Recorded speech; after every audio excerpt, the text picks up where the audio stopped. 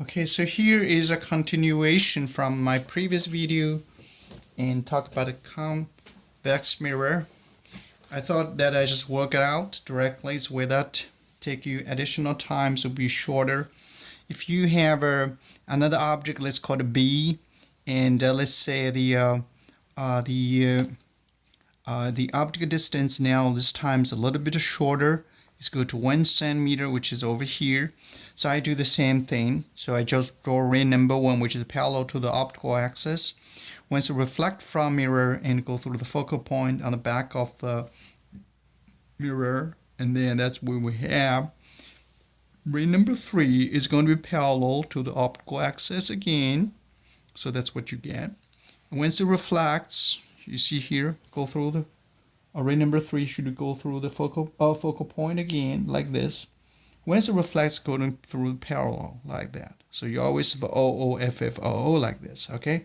So parallel that. So then we got a crossing point, B prime, and that's the image of the B.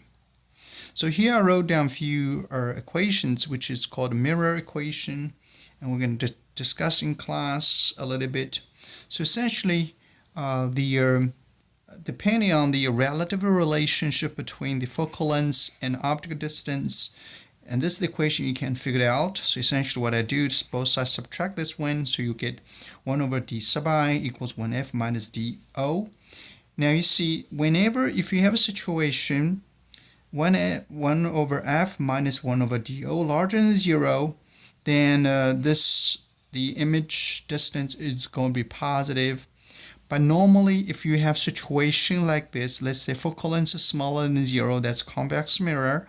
If your object distance always larger than 0, then you have no choice. You always get virtual image d sub I smaller than 0. So essentially, this term, this is a positive minus positive term, it becomes negative. This negative, so you only end up with a negative. On the other hand, if you have a situation like the focal length still negative, but your object distance is less than 0, this normally won't happen. It only happens if you have a lenses, which we'll explain later on, form the image. That image becomes the object of the second mirror, which is convex mirror in this case. Then this object distance becomes negative. So then this really a little messy, depends on how small this one is. You can see, you look at this equation, if absolute value 1 over do or larger than 1 over f, you have one particular result. So this is essentially the equation is going to tell you what you're going to end up with. Now these are complicated, and our class do not really require this.